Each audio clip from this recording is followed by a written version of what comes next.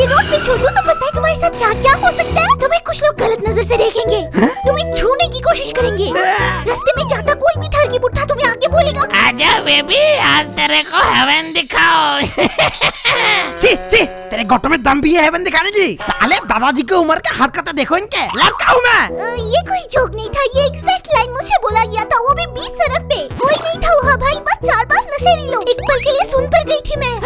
अभी भी याद आता है तो मन करता है उस बुड्ढे के मुंड में जाके गोली मार दूं, पर क्या करूं, लड़की हूँ, ये सब सहना पड़ता है। वहाँ से जैसे तैसे जान बचा के भाग के आ गई मैं। घर में आके किसी को बताई तक नहीं, क्योंकि अगर मैं अपने घर वालों को बताऊंगी तो वो लोग मुझे घर से बाहर नहीं निकलने देंगे। देख रहे हो, दूसरों की गलती का सजा भी हम लड़कियों को ही मिलता है। तो इसलिए मैंने आज एक ऐसा स्टोरी बनाया है जिससे वो दर्द लड़कों को भी महसूस हो, जो दर्द हम लड़कियां हर रोज झेलती है कहीं ना कहीं। आज भी जब मैं ये वीडियो बना रही हूँ तब भी कोई ना कोई ठरकी बुड्ढा किसी ना किसी मासूम लड़की को छेड़ रहा होगा।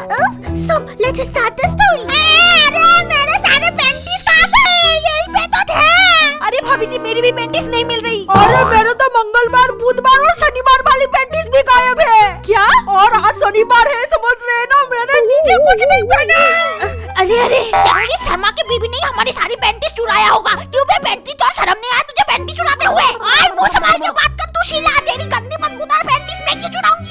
तूने खुद की पैंटी देखी है? इतने बड़े बड़े छेद है इसमें, तो तेरा मर्द खुद जाएगा। दोस्तों, मैंने कई प्रकार के चोरियों के बारे में सुना है। किसी के घर में डाका डल जाता है, किसी का गाड़ी चोरी हो जाता है, तो किसी का बीवी चोरी हो जाता है। हाँ?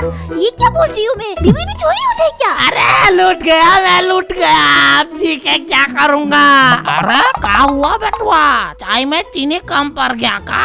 अरे दादाजी, चाय में चीनी कम नहीं, मेरा बीबी चुरा लिया किसी ने। अरे तेरी बीवी को किसी ने चुराया नहीं, तेरी बीवी उस दूध वाले के साथ भाग गई है। क्या?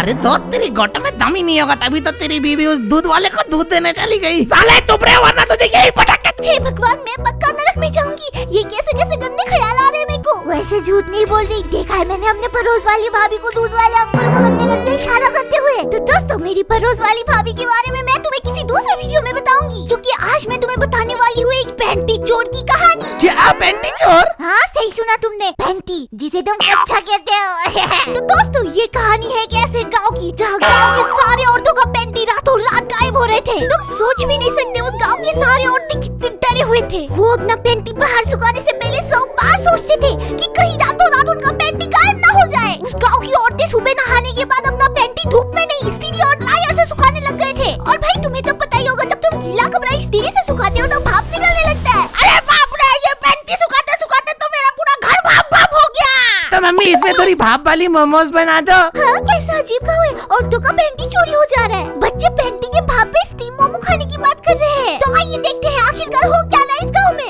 इंस्पेक्टर जी, जल्दी से रिपोर्ट लिखिए, हम सबकी पैंटीज गायब हो गई है जी। क्या? मेरा तो 7,000 रुपए का पैंटी चोरी हो गया। अरे बाप रे, इतना महंगा जंगिया भी होता है क्या? हाँ साहब, ये होता है ना, कल ही मैंने अपने गर्लफ्रेंड का 7,000 का पैंटी गिफ्ट करा है। अरे बाप रे, मैं ना, फिर तू कितने का जंगिया पहनता है? सर जी, मैं तो वो मीशो का 25 वाला जंगिया पहनता हूँ। हम तो लड़के, हमारे चड्डी में अगर छेद भी है तो क्या फर्क पड़ता है, पर लड़की तो 7,000 की पैंटियाँ डिजर्व करती है सर जी। दारोगा जी, मैंने तो EMI पे लिया था, मेरा पति मुझे घर से निकाल देगा, फेवरेट चड्डी था उसका वो। भाभी जी, ये सब मुझे क्यों बता रहे हैं आप? ताकि आप जल्द से जल्द उस कच्चे चोर को ढूंढे। अरे भाभी जी, मीशो में बहुत बड़ा ऑफर चल रहा है, मीशो से ले लीजिए। मनोज, तो ज्यादा फ्रेंडली नहीं हो रहा है।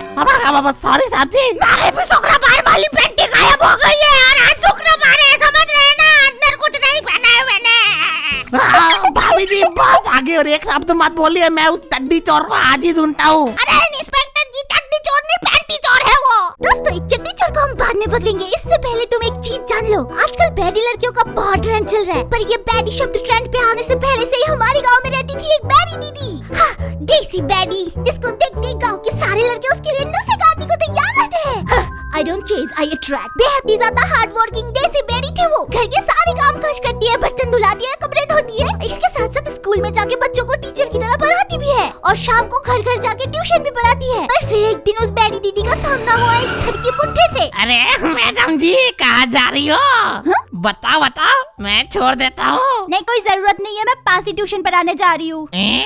हमें भी पढ़ा दीजिए थोड़ा ट्यूशन। क्या? मतलब मेरे बच्चों को, एक 6 में पढ़ती है, एक 9 में पढ़ती है। ठीक है, मैं सोच के बताती हूँ। आप पढ़ाओगे तो पक्का पास हो जाएंगे मेरे बच्चे। फिर वो भेड़ी दीदी उस ठरकी बुड्ढे को मना नहीं कर पाई, क्योंकि वो बुढ़ा उनके ही गांव का था और उसके बच्चों को तो वो बहुत अच्छे से पहचानती थी। तो इसलिए उस भेड़ी दीदी ने उनके घर में आके उनके बच्चों को पढ़ाना शुरू कर दिया। सब कुछ सही चल रहा था। उन्होंने करीब 3 महीने तक उनके बच्चों को ट्यूशन पढ़ाया और फिर सडनली एक दिन वो बुढ़ा दीदी को कॉल करता है और अपने घर पे बुलाता है। मैडम जी, आपने क्या मस्त पढ़ाया है, मेरे बच्चे तो 95% लाए सारे सब्जेक्ट में। जल्दी से आप मेरे घर आ जाइए, पिज्जा पार्टी दूंगा आपको।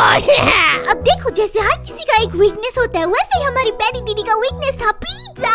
वो पिज्जा पगलू दौड़ी दौड़ी शाम के 6 बजे उस ठरकी बुड्ढे के घर चली गई। घर में जाके देखा बुड्ढा अकेला घर में है। तभी दीदी को फील होने लगा कुछ तो गलत होने वाला है यहाँ। और फिर उस ठरकी बुड्ढे ने वही करने की कोशिश की जो हर ठरकी बुड्ढा करता है, अपने पत्नी और बच्चों के होते हुए भी दूसरे की बेटी पे गंदी नजर।